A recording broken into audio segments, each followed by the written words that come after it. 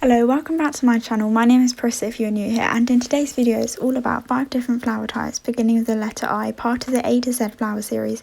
I've also made other flower facts videos, so check those out too if you like this video. Follow me on social media. On Instagram I'm called Parisa Flowers, and on Depop I'm called Parisa Chloe. And without further ado, let's get started with this video. The first flower that I'm going to be talking about is the Iceland Poppy, and this flower has tissue paper-like petals with a peering black eye, and it symbolises World War I destruction and human obliteration.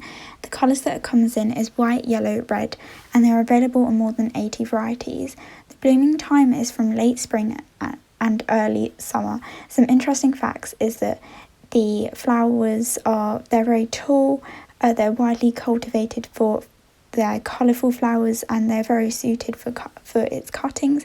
It's native to the Arctic and North temperate regions. They typically are grown by flower farmers as annuals or biennials, and they can't tolerate higher temperatures, but they can tolerate temperate and cold winter temperatures. For medicine, the Iceland poppies are used for their seeds and flowers as a mild diaphoretic in folk medicine, particularly in North Asia, Europe and Tibet, and the leaves are used for vitamin C, although the pharmacological activity has not been really understood yet. So how to grow the Iceland poppy? You should aim to water them with 1 to 2 top inches of the soil when it's dry, and the soil type that you should use is light and well drained.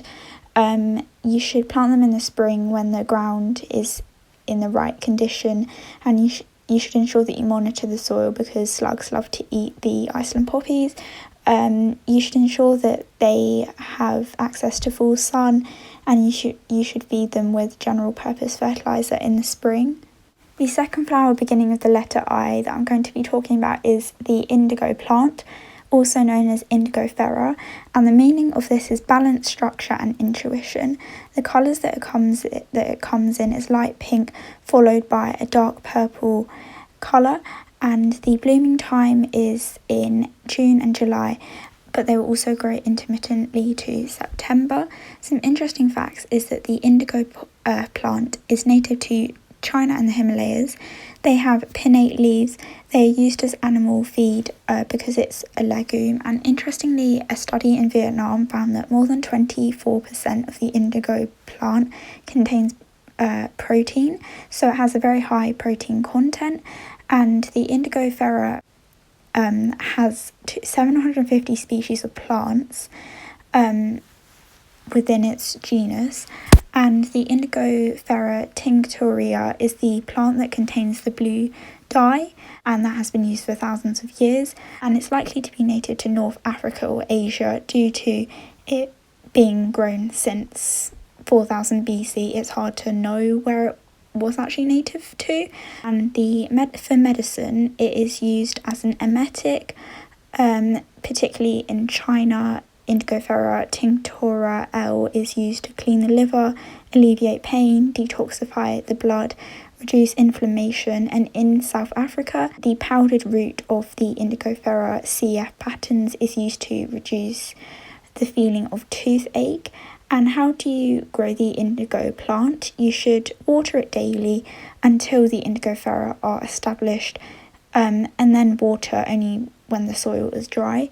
The soil that you should use is well drained. It could be chalk, sand or loam, and often it's best to plant it in sheltered areas like a flower bed, where it can receive full sun, or even informal garden area, a courtyard garden setting, an area that will, in general, the flowers are tolerant of most garden soils. And when should you plant it? February to mid-April is when you should sow the seeds, and if you're harvesting it for the indigo dye, then harvest the leaves, but if you want to keep it as a perennial, harvest the half of the leaves per season, and harvest the indigo leaves just ahead of the flowers opening. Ensure that the indigo plant has at least 6 hours of sun a day for optimum growth. You should give it lots of fertilizer for it to grow larger, but the amount and type of fertilizer depends on the type of indigo plant that you're growing. For example, the Japanese indigo flower will quickly regrow if it's given liquid fertilizer.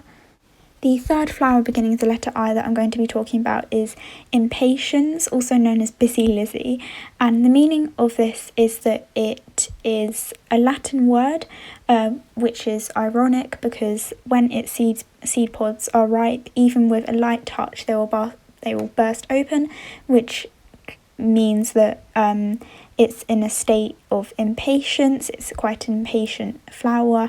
And the colours that it comes in is purple, blue, red, orange, yellow, pink and white. And the blooming time for impatiens, I keep saying impatience, but it's impatiens. The blooming time is spring to summer.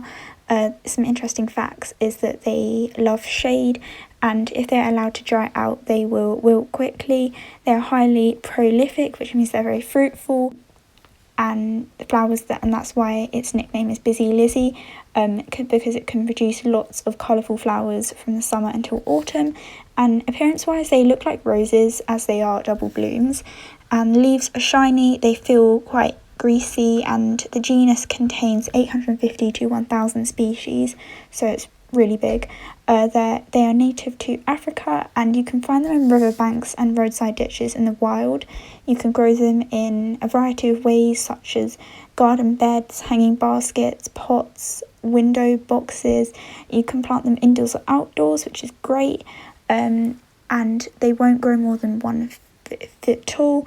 And generally you can buy the busy lizzies from garden centres in early spring. For medicine, they can be used after you've had contact with ivy poison, which is also called Toxicodendron radicans, as they can stop rashes from developing, and they are used as a herbal remedy to treat bee stings, insect bites and stinging nettles, also called urtica dioica rashes. So how do you grow the impatiens? You should aim to give them 4 inches of water per week. You should grow them in well-drained, fertile, moist soil with a pH of between 6.0 to 6.5. You should plant them just before the last frost date, often 8 to 10 weeks before. You can sow the seeds indoors. This is because the soil needs to be warm enough for the plants to grow, as they're highly sensitive to the cold, and they will not grow if they are planted when there is frost. The sun that you should give the flowers is partial to full shade. They should be fertilised regularly for best growth. The fertiliser that you should use every 2 weeks is water soluble, and you should be using that from spring to summer, but you can also use a slow release fertiliser during the early spring until halfway through the summer as well as that, and make sure that you don't deadhead the flowers. The fourth flower beginning with the letter I that I'm going to be talking about is the Impatiens uniflorum, also known as the star flower, and the meaning of this is goddess of flowers, and this is actually a Latin word, and the colours that it comes in is white, blue, purple and pink, and the blooming time for the star flower is spring, because this is the time that the flowers are forced out of its dormancy. And some interesting facts about the Impatiens uniflorum is that it's pollinated by insects that are attracted to it, and it is from the Amaryllis family. For medicine, I couldn't actually find any information on this. I'm sure that there is some medicinal use, but I just couldn't find anything. I don't really know why. So how do you grow the star flower? You should water the top inch of the soil if it's dry. You should use well-drained moist soil such as loam or sand. You should plant the starflower bulb in autumn. You should plant in full sun or deciduous shade. And the food that you should give it is bulb, fertiliser and bone meal. But this isn't necessary though, as a plant require low nutrients, so they should just be able to grow if the soil is amended properly. The last flower beginning with the letter I that I'm going to be talking about is the Iphomia, also known as Morning Glory, and the meaning of this is love, mortality, or love and envy, and the colours that it comes in is violet, purple, red or blue, and the blooming time for this is from summer to autumn. Some interesting facts about the Iphomia is that it's native to the indigenous South America.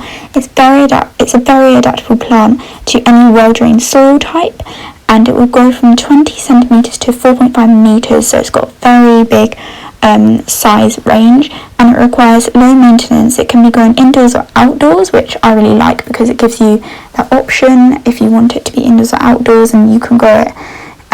If you're a beginner at growing the plant, then it's good to maybe try indoors. When you grow plants outdoors, it's obviously more susceptible to different environmental conditions. Personally, for me, someone who's not experienced at growing flowers, I'm more likely to start growing my own plants inside and then start growing them outside. But I do think it's personal preference, and it depends on where you live as to whether you will plant your flowers indoors or outdoors. So, gone on a bit of a tangent there, but anyway, the medicinal use for Iphomia is that it's used as a blood purifier, an anthelmintic, diuretic, laxative, carminative, and anti-inflammatory. How do you grow the Iphomia? You should water once a week if you're growing it indoors. If you're growing it outdoors, then the rainfall should be sufficient in providing it with the right conditions for it to thrive. But in times of dryness or drought, make sure that you water weekly. And a good way to check if the soil needs watering or not is to check if the top inch is moist or not, and if it's dry, then that means you need to water it at least once a week. But keep monitoring the soil so that you know what kind of condition it's in. The soil type that you should use is one that has a pH of 6.0 to 6.8, and use sandy loam.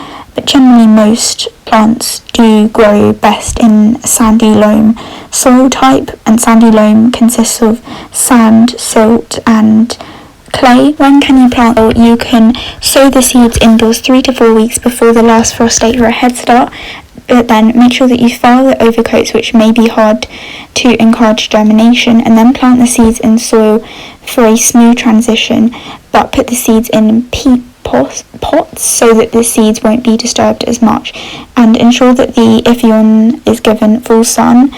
There isn't actually a food requirement for the Impatiens. You don't have to give fertilizer, but they will grow larger if they are given fertilizer, and this should be given monthly in the growing season. You should choose all-purpose fertilizer with equal amounts of phosphorus, nitrogen, potassium as shown in the ratio 10 to 10 to 10 on the label.